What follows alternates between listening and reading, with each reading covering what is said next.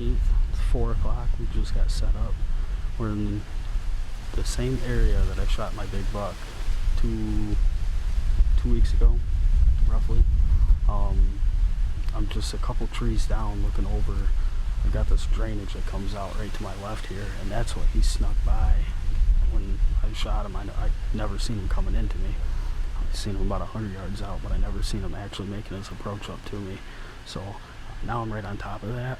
I think deer are using that versus a tree that I sat in. I can't see that. So I think these deer are funneling in and out of here.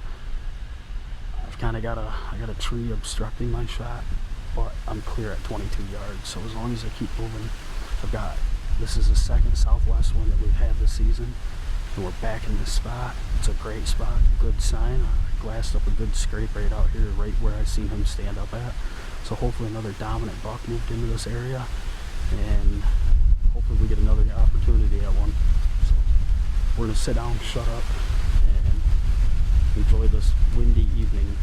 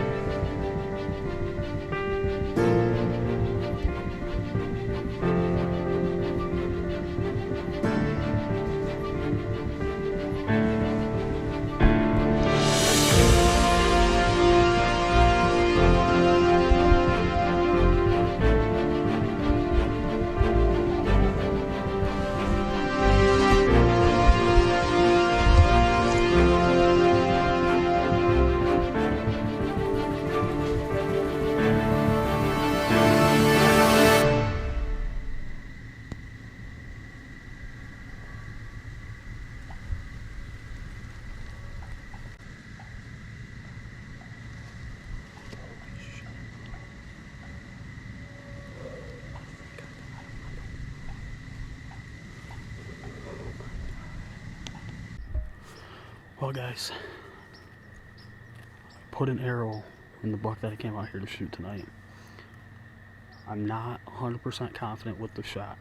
I've reviewed the footage. Thankfully, was able to get it on film. I've got plenty of footage showing that he's got blood in his mouth.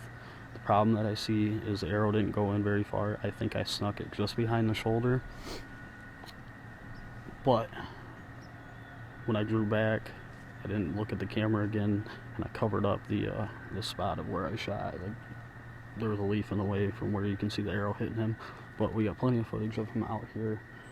He did a big circle out here, and he stopped. He's like 30 yards behind me. I don't know if he's dead. I don't know if he just bedded down. I don't know what's going on. I haven't heard him since, but there was definitely blood coming out of his mouth on the footage.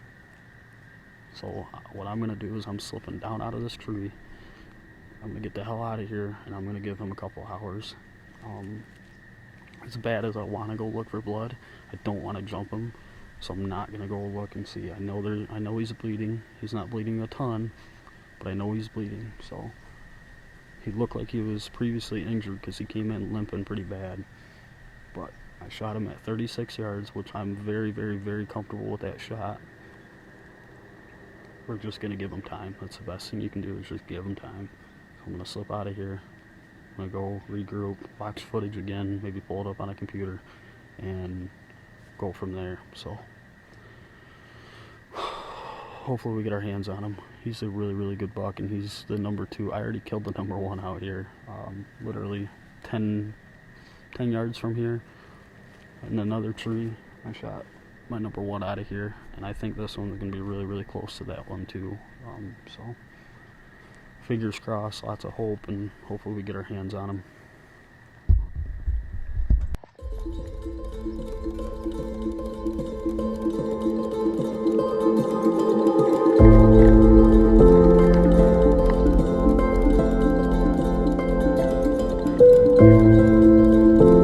Dude, Motherfucker didn't go 100. no, he didn't go 30 from where I was sitting, bro. Yeah,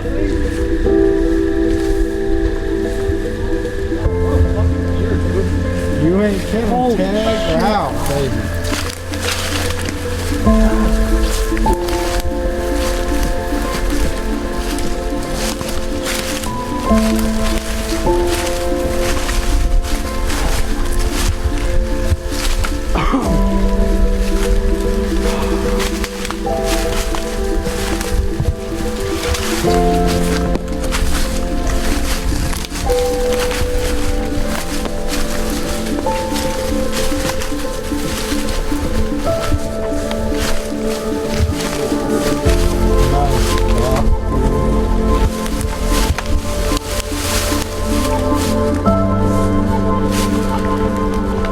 hell yeah.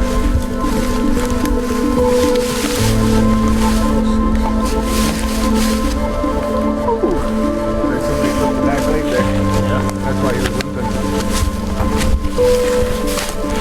Sure.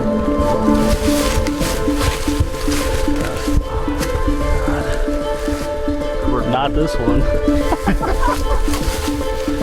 All right.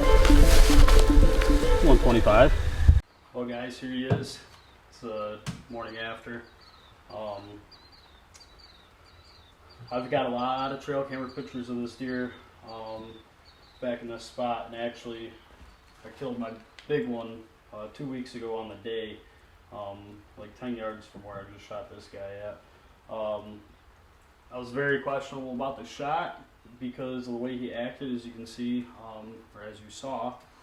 He bolted out of there, he ran, stopped, spun around in a couple circles, was like trying to bite that arrow out, which made me really, really nervous because I've never seen a deer act that way. However, slowing down the footage, I could see that he was starting to bleed out of his mouth a little bit, and I could definitely see that it looked like the arrow was behind the shoulder and it wasn't in the shoulder. That was obviously one of the concerns as well. So I backed out for about 2 hours, and I made some phone calls, sent the video to quite a few of my buddies. The consensus between a couple of my buddies that I know kill deer was he's dead. We need to go in there and get him. So that's what we did. We took it slow. There was like no blood trail at all, and that was kind of disheartening walking, just not knowing. That's the last thing you want to do is wound a real good deer like this. But we stumbled right on him. The last place that I had heard him is where he was laying. So back to the shot. I had gotten a text from a buddy asking me how the night was going. I said nothing yet, but I had a bunch of turkeys and stuff come through. Squirrels were starting to move a little bit. The wind had died down, so you could really start to hear things. I said that the woods is starting to liven up, and then I could hear something in the grass just kind of slowly making its way through the grass. So I was being mindful of that, but then turkeys started flying up into the trees, and I was like, it's probably just birds. So I went to send him a picture of just where I was sitting at, and when I pulled my phone out, all of a sudden I catch his right side walking through the weeds at 32 yards.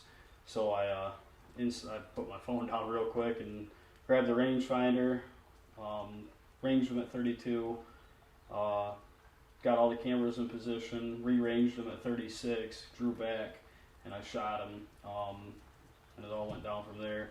So you can see in the video, he was limping really, really bad. He's got a pretty nasty injury on his back left, like ankle, going up into his hind quarter there. It's pretty deep. You can definitely stick a finger all the way up there.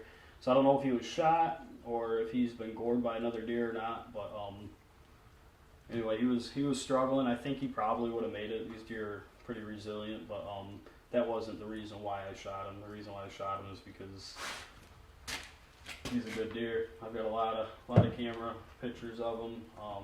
Rough scored him last night at 125 and 3/8, I believe. It's really, I mean, the scores don't really matter to me.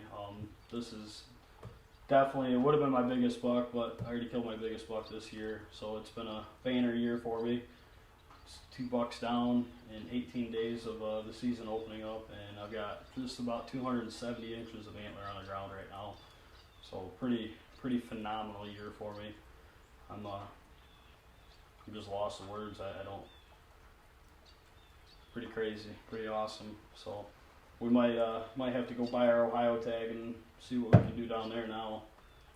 Because we're done here in Michigan. I got a couple doe tags that can be filled, but really not in a big hurry for that. We could wait till late doe season for that even. So biggest goal is this year I'm going to try to get the wife on a deer. She's been pretty adamant about wanting to kill him with her bow. So we've got that going for us.